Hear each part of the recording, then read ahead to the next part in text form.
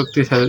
এই যে আমার কোয়েল পাখি দেখতে পাচ্ছেন, এই পাখিটা কিন্তু একটু পরে ডিম পারবে, কিন্তু একটা ডিমও দিচ্ছে। এবং এটা দেখতে পাচ্ছেন এই দ্বিতীয় সেটে দেওয়া হচ্ছে একটা RFL প্লাস্টিকের একটা সেট, প্রচুর মজবুত।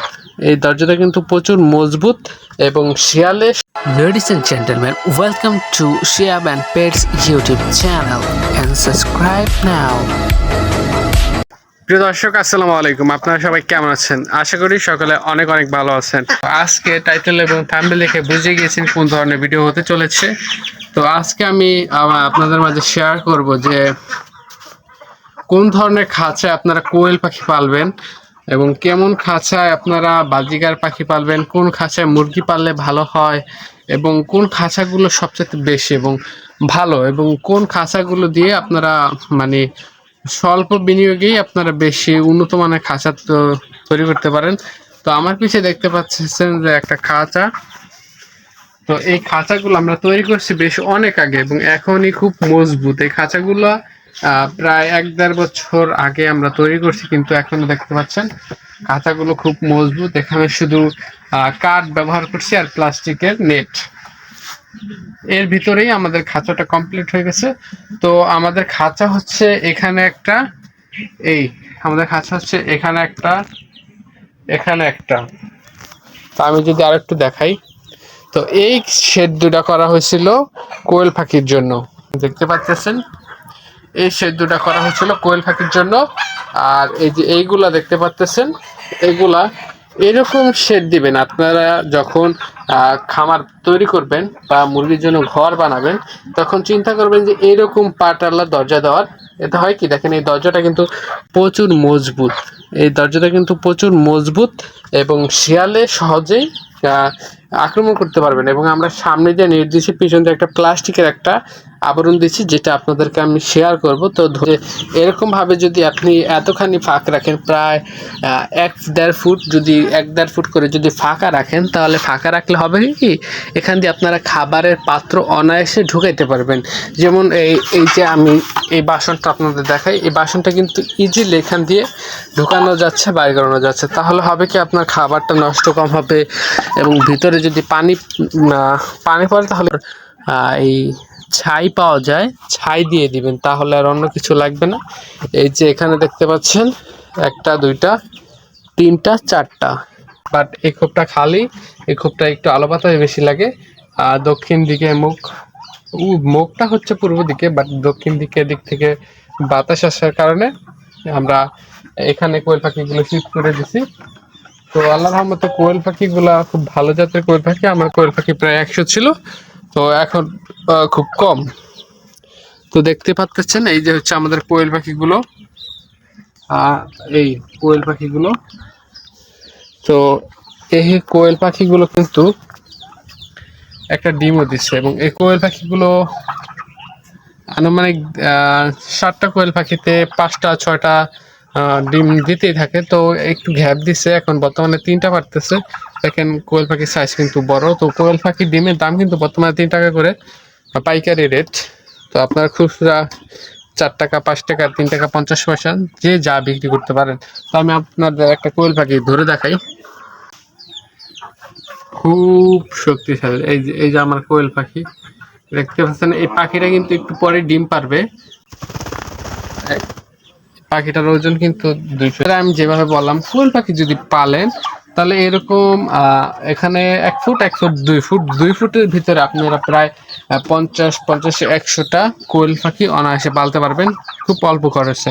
আর যেহেতু এই খাঁচা আছে, এই খাঁচা থাকার কিন্তু পশু পাখিও আছে।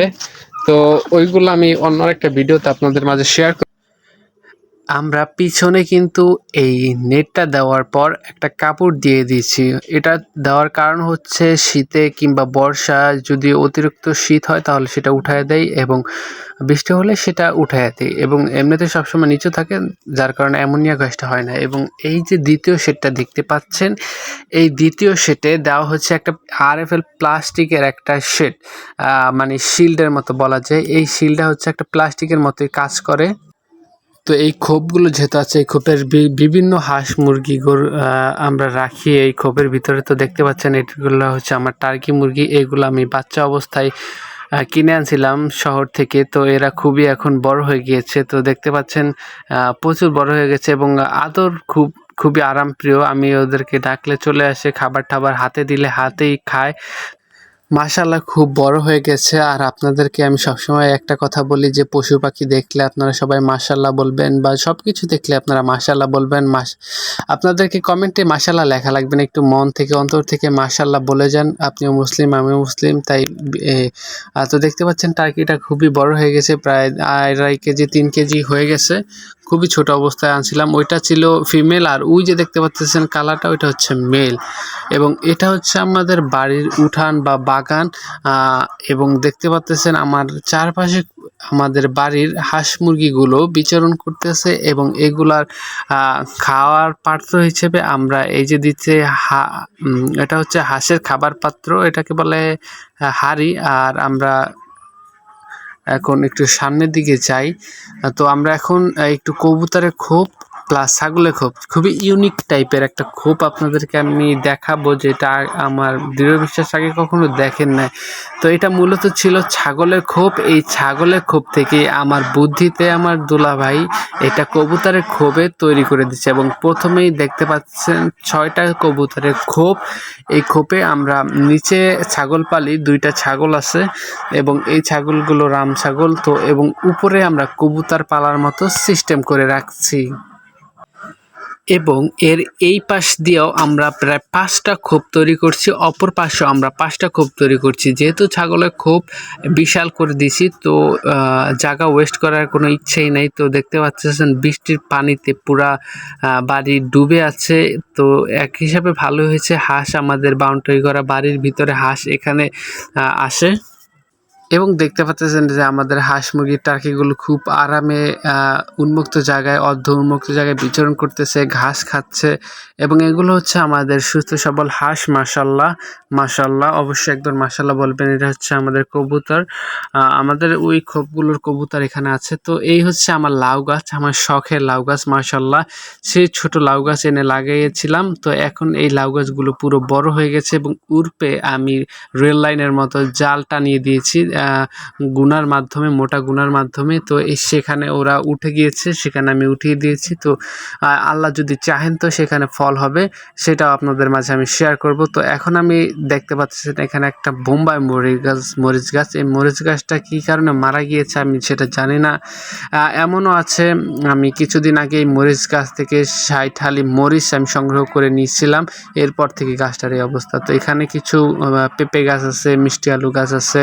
এবং ওই যে দেখতে পাচ্ছেন একটা ফার্মি মুরগি এবং একটা দেশি মুরগি এই জাল দিয়ে আটকানো জায়গায় ঢুকে গেছে এবং এখন আর বের হতে পারতেছে না।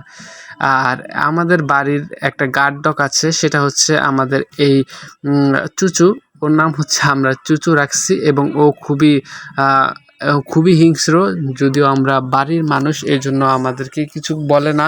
এবং ওর খুবই গুড সাইড আছে, ও যেখানে থাকে, ওকে যেখানে বেঁধে রাখা হয়, দিনে রাখা হয়, সেখানে ও মলমূত্র ত্যাগ করে না। তো ও আওয়াজ করে, তো আওয়াজ করলে আমরা বুঝতে পারি যে ওর এটা সময় হয়েছে, তখন আমরা বাইরে নিয়ে যাই, তখন ও ওর কাজটা করে নেয়।